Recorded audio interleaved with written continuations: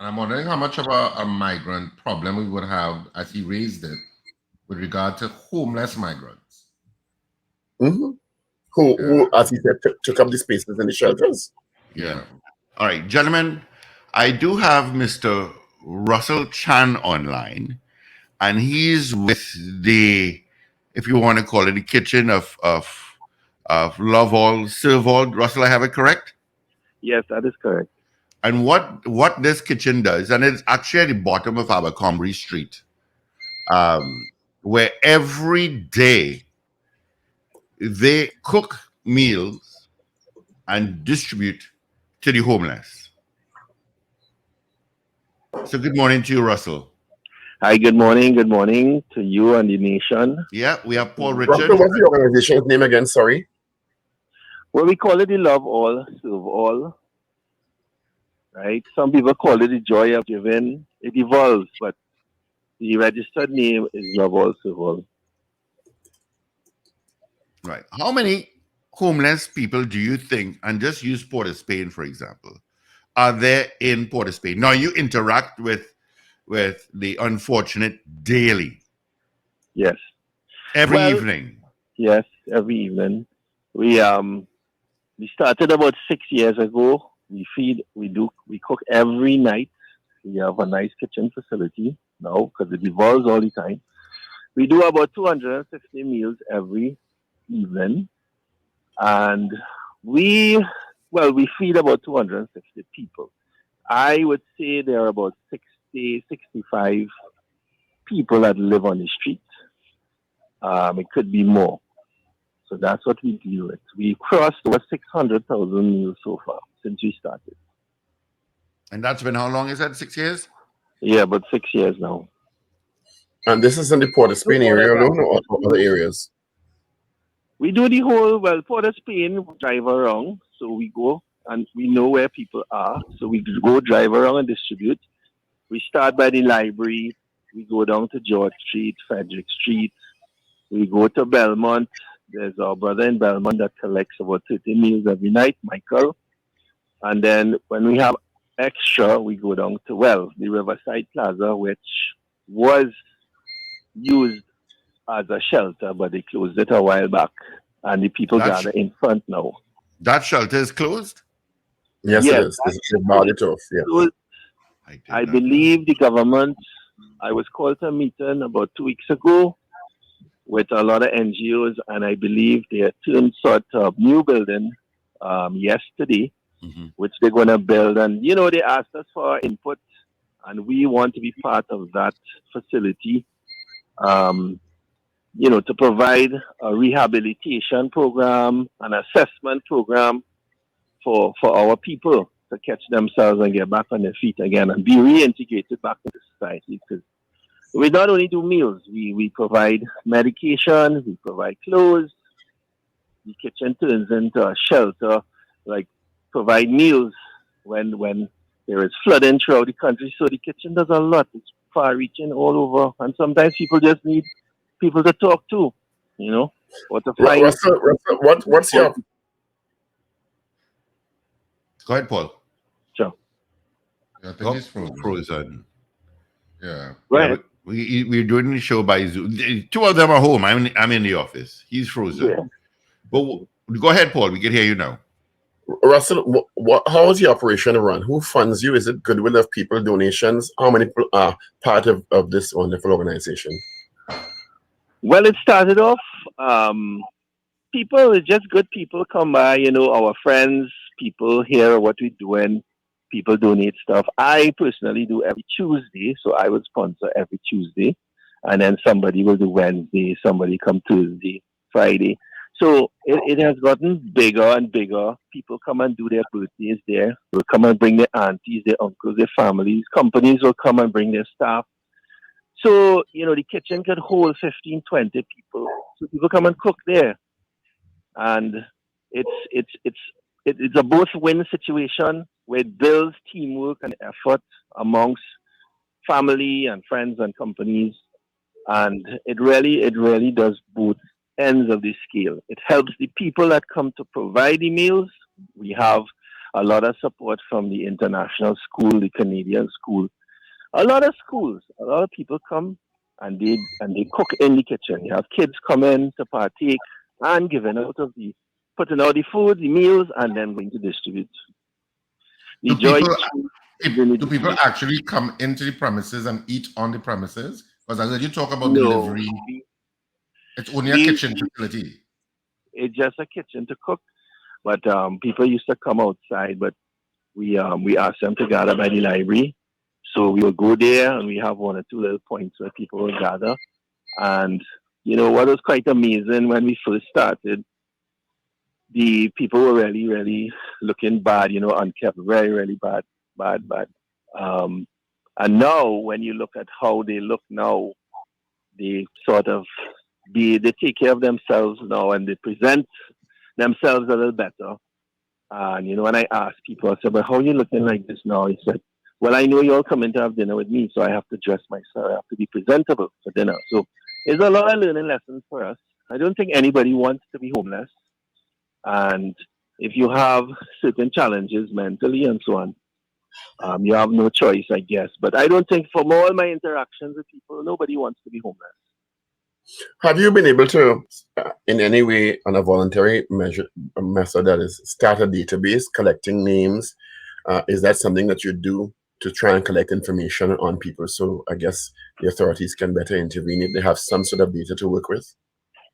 Well, I don't think we really got into that part of it because we had to regain the trust of the people, and we really didn't want to get too technical. But yes, I mean we know a lot of them by name. Our group has gotten very big now, so we have so many people involved in our kitchen that I don't even know a lot of people. But everybody does their own thing. So a lot of people know. Yes, we know people names. We don't have much documented information, but a lot of people do meals and stuff in a day.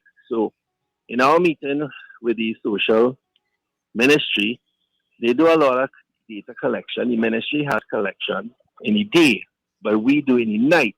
So we told them to come out with us. What you see in a day is not what you see in a night with a lot of these people. So, but it's quite easy to get, because we know a lot. What have you found in the last 6 years to be the most urgent challenges facing people on the streets? Well, we provide a nice hot meal, a nutritious meal, right? Facilities, people need facilities. I would say people need counseling, and people just need love. Sometimes people are lost; they can't find their family. We have had instances where people came to us and said, there was a guy sleeping in front of the kitchen, and he said he wanted to change his life, and he was a former football player. And we provided him with clothes, shelter. We sent him to the rehab in Preparo, and he caught himself. He reunited with his family. So a lot of times people just need love, somebody to talk to, somebody to try and get them back on their feet. And I would suggest in unity, when you have a reassessment of these people, they could go through a program and then be reintegrated back into society via certification. People will hire them again, or they could go and find maybe some of them. I know some of them will. There's a guy, Richard, there, right there by Guardian Building. He's there for 5 years, and he said his place burned down where he used to work, and then he was out of a job. So there are simple cases like that. That if you go through a program and you get that sort of reintegration back into society, maybe a job letter or somewhere that show that where you went through a program, I am sure people will hire them, or they will find their way back into society again. How much of because you're constantly interacting with people in need, how much of that have you started to see migrants or Venezuelans as part of your pool, or you're not seeing them at all? No, I don't. We don't see. I mean, we don't see much Venezuelans. We must see a lot of old, people that are old, like forgotten in society, people with mentally challenged people, people that simply lost their jobs and they fell off the wagon. There is drug abuse on the streets, but I think, our program has been very successful, I would think, because we interact every day and you get a meal every day. So that helps. Nutrition helps, you know, and I have really seen the difference. Do you see new people added to your group in terms of the people that you serve, or is it the same regular faces every day when you provide those meals? Yeah, well, it's the same regular people, but you will have, I have noticed regulars have moved on or they have gotten better or back out into society. And you will see some new ones come in every so often. Um, yeah, that's what it's about. But a lot of times, these people, when we first started, a lot of my group was scared of these people, and when you really interact with these people, they're just normal people looking for help or looking for a way forward. Someone just to reach out a hand and help them back. Hmm. What We have never had percentage? incidents. We've never had any bad incidents on the streets. All good, all positive. Yeah, what percentage of homeless folks that we have are drug addicts and or ill? Well, I can't really say for sure because some people wouldn't show you that in the open, but maybe 20%, I would say, out on the streets that are full blown addicts. But of course, our program, we pray a lot and it's a spiritual journey too because before we distribute the food, we all hold hands and we pray on the food. And so we look at it as a bigger thing. And I think we have seen a lot of results. Don't ever rule out prayer in this because we have experienced a lot of spiritual experiences, and I'll leave it there in Mhm. this program. Um, If someone wants to donate food or raw material for food, how and where can they do so? Or do you encourage that at all? No, sure. The program is very open. People come, they drop off food stuff. Farmers will come and drop off stuff. Just friends may say, well, look, I'll drop a bag of peas for you or rice. We don't do meat. We don't cook any meat. So it's all vegetarian. So, just good people. Good people come and support the kitchen. Um, a guy drop a pumpkin the other day. So it could be big, it could be small. We welcome, you know, All right. So clothes how and all how that. do Yeah. they get in contact with you? Well, they can usually call me or Devish Maharaj. It's down at his building in Abercrombie Street, Mansfield Chambers downstairs. So it's right on the main road. Mhm. And every evening, you could smell the nice aromas coming out of that kitchen. Actually, people walk by and say they want to buy food and stuff. And we said, no, and we end up pulling them in the kitchen to help us volunteer. Mhm. So we always encourage people to come and help us cook or Yeah. put out the food every day. And if you don't know where that is, when you're coming up Abercrombie Street, Yeah, number from 23 Independence Square, you're gonna pass the. It's on the right side. You're on the gonna right side. you're gonna pass the flower shop. Correct. It's really in the middle before. It's in the middle before Queen Street.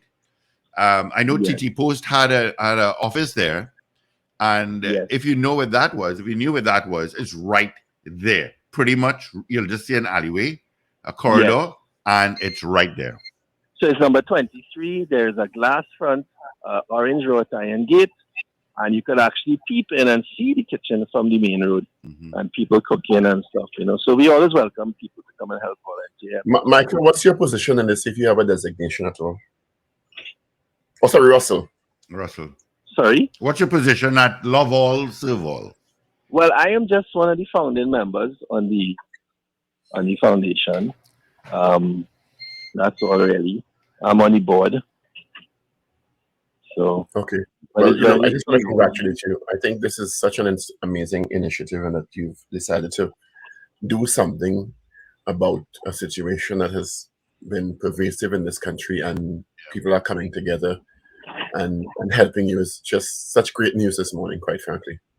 Yeah. Well, my friend invited me 6 years ago because every year they do it with part of the PSI organization and they do for 8 days. And when I got involved, I said, but the 8 days are over, so what are we doing this evening? So, my friend David said, well, it's finished. I said, no, let's just cook again.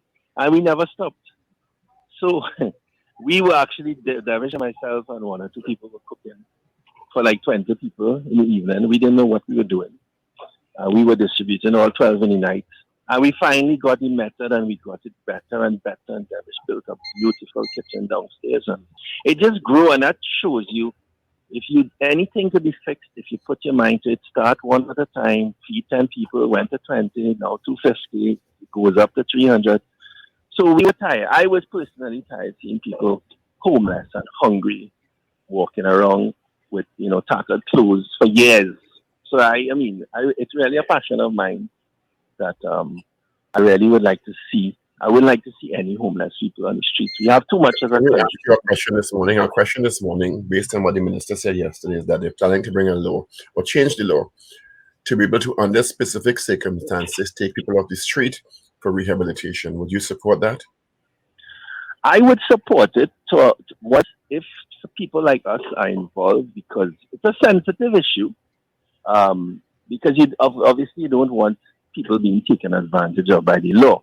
But yes, there are people that may decide that I want to be homeless. Some of them wanted to, and they may sit down and they may, because of mental challenges, I would support that legislation that, listen, you can't be here. You need to go to a shelter. We have a rehab center for you. And I would support that 100%.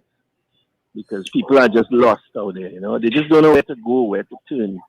And yes, we in our cities, in our country, we should have a place for people who need that sort of help to go through that process. Because, as I said, these 6 years out there, I have never really seen anybody that wants to be homeless. There are mental challenges out there. And drug addiction. Russell, thank you so much for chatting with us, and congratulations on this great with you and your colleagues and those who participate. Thank you so much. And, you all are doing an excellent job by helping us to highlight. Who knows, you'll pull some of your audience may come now and help us put out some food and spread the love. Thank you all so much. Yeah. Thank you for speaking with us, Mr. Russell Chan. Thank you. Okay, God bless. All right. All the best to you. They're always good people doing stuff. Yeah, and they've been doing it for years. And we actually have mutual friends that not only donate, but actually go down and help cook and distribute. And he has sent some videos at times when they pull up with the meals, that and they are well behaved and organized. They're not rushing and hand sticking here. They line up, they take their food, and they move on. It's quite civilized how those in need receive the goodwill of this. If you treat people in a respectful, civilized manner, they kind of conform after a while. Yeah, they do. They do. You could go down. That's a great story. Yeah. It's one of those feel good stories, and that's what we need. We need these in various communities, and of course, everything is being donated and volunteered. So they actually do an amazing job there, and they really all 11 o'clock in the night they go out and distribute from 6 in the evening, and they just drive around. You need a meal? Yes, sir. No, sir. Yes, sir. And they take their meal. But I did not know that Riverside Plaza, so-called homeless shelter, I did not know that was closed. Yeah, that's closed for a while now. A while now. Yeah, I did not know that. And if you all know why it was closed? It was maybe well-intentioned, but it was poor for the state to be contributing to that sort of squalor. Yeah, especially in a car park of all things. Yeah, so there are so many vacant buildings in Port of Spain. Just not Port of Spain. I don't know that vacant buildings next to businesses are appropriate. No, but so that may not be the answer. But certainly, we took a while for the state to be building a specific facility designed for this. Where's this facility being built, Paul? Next to the mosquito spa on the bus route. As you come out of City Gate on the heading east on the left side, there's a place that's been barred around. Yeah. Let's say you're on the bus route and you come off the bus route and you turn left to go to Port of Spain. There's a mosquito spa right there, and then it's galvanized right before the river. Where they had that track to avoid Yes. the. Yes. Yeah. Oh, okay. Yes. That's the location.